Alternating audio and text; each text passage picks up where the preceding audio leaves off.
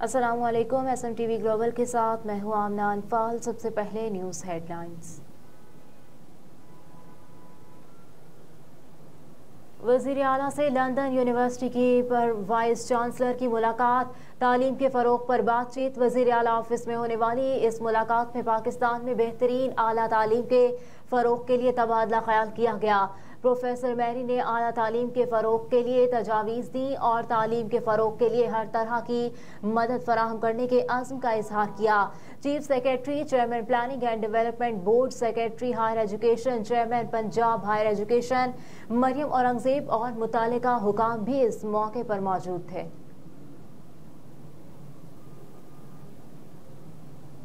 कायद मुस्लिम league नून नवाज शरीफ अहम सियासी रहनुमाओं से मुलाकातों के लिए इस्लामाबाद रवाना हो गए। नवाज शरीफ इस्लामाबाद में अहम सियासी रहनुमाओं से मुलाकातें करेंगे। इस्लामाबाद में दौरे के दौरान आसिफ अली जरदारी से इस्लामाबाद में मुलाकात भी होने का इम्कान। ज़राए के मुताबिक नून लीग की जानिब से कोशिश की जा रही है कि नवाज शरीफ और आसिफ अली जरदारी के दरमियान गिले शिकवे ख़त्म करवाए जाएं। ज़राए के मुताबिक आम इंतखाबात के बाद कोशिश की गई थी, लेकिन आसिफ अली जरदारी ने जाती उम्रा जाने से माजरत कर ली थी। आसिफ अली जरदारी बिलावल भुट्टो सिर्फ शहबाज शरीफ से राब्ते बहाल रखने पर आमादा हुए थे।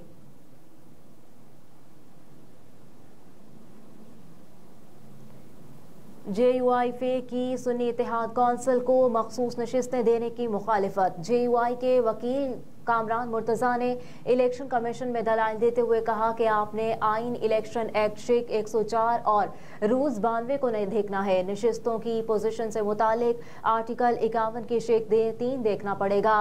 मजीद कहा कि इस्तेलाल किया कि सुन्नी इत्तेहाद कौंसिल ने कोई लिस्ट नहीं दी, अब लिस्ट जमा नहीं हो सकती। अब ये सीटें उन पार्टियों में तकसीम हो सकती हैं जिन्होंने लिस्ट फराहम की थी।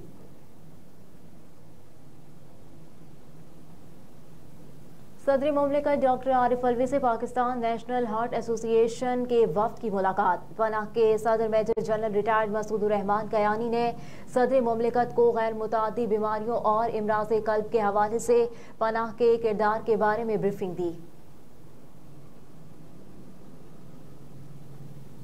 हुकूमत साजी का मामला, गवर्नर सिंध कामरान खान टिसोरी की audio leak. Governor Sindh Kamran Khan Tessori में ऑडियो में कह रहे हैं कि हम तो PTI हुकूमत के साथ थे, पीपल्स पार्टी और मुस्लिम लीग नून अपोजिशन में थी। हमने PDM का साथ दिया, जिसकी वजह से हमारा वोटर नाराज हो गया।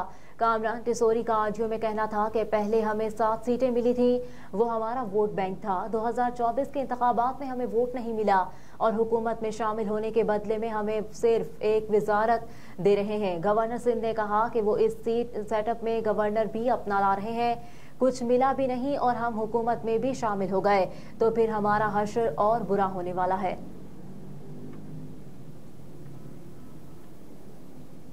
आम इंतखाबात मुतनाज़े, पाकिस्तान को मुआशी चैलेंजेस का सामना करना पड़ेगा। आलमी रेटिंग एजेंसी मोडीज ने पाकिस्तान के आम इंतखाबात को इंतहाई मुतनाज़े करार देते हुए कहा कि पाकिस्तान को मुआशी चैलेंजेस का सामना करना पड़ेगा। आलमी रेटिंग एजेंसी मोडीज ने पाकिस्तानी मईशत पर रिपोर्ट में कहा कि सख्त फैसलों के लिए पाकिस्तान में बनने वाली नई मखलूत हुकूमत के पास मैंडेट बज़ाहिर नाकाफी है। नई हुकूमत के IMF से मुज़ाकरात की सलाहियत पर शुकूक व शुबहात हैं। मोडीज की रिपोर्ट में कहा गया कि IMF का मौजूदा प्रोग्राम अप्रैल में ख़त्म हो रहा है। पाकिस्तान को आलमी अदायगियों में मुश्किलात का सामना रहेगा। मौजूदा रेटिंग आलमी अदायगियों में मुश्किलात की अक्कासी कर रही है। आलमी दर्जाबंदी एजेंसी ने अपनी रिपोर्ट में क्रेडिट रेटिंग पर मुस्तहकम आउटलुक को बरकरार रखा है।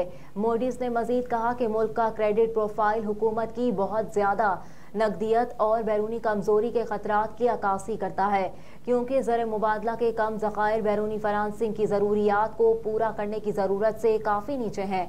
मुल्क की कमज़ोर माली ताकत और सियासी खतरात भी क्रेडिट प्रोफाइल को महदूद करते हैं।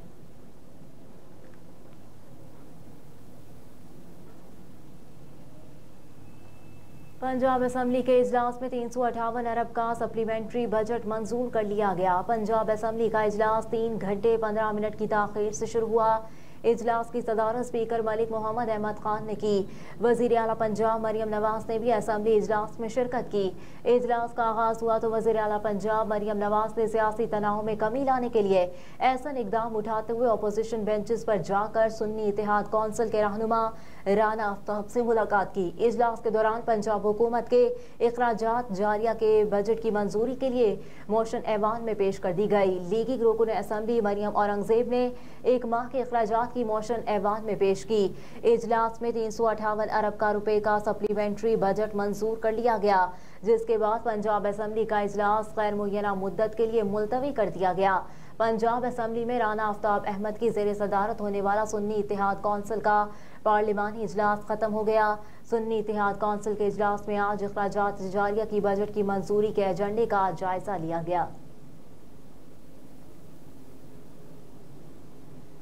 आर्मी चीफ से एएसपी शहरबानो की मुलाकात। जनरल आसिम मुनीर ने कारकर्दगी को सराहा। मुलाकात में army chief general Asim Munir ने एएसपी शहरबानो की ड्यूटी के दौरान बेलौस लगन और एक गैर यकीनी सूरत हाल पर काबू पाने में पेशा वराना महारत का मुजाहरा पेश करने पर तारीफ की।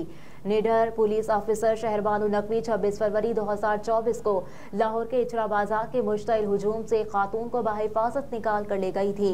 आर्मी चीफ ने कहा कि पाकिस्तानी खवातीन जिंदगी के तमाम शोबों में अहम किरदार अदा कर रही हैं।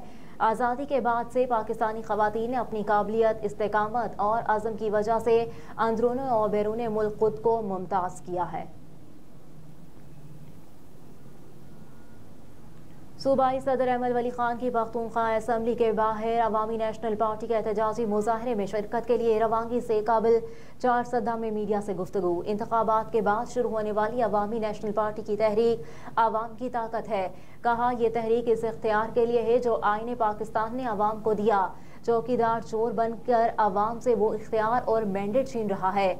चौकीदार से ये इख्तियार वापस लेकर हमने वापस अवाम को देना है और इनको बॉर्डर और बैरिक भेजना है। मौजूदा हालात में मुल्क को जिन मुश्किलात का सामना है, कोई भी हुकूमत इसको हल नहीं कर सकेगी। मजीद कहा, हमारा मकसद है अवाम को उनका इख्तियार वापस दिलाना। ये एक तवील जदोजहद है, लेकिन ये जारी रहेगी।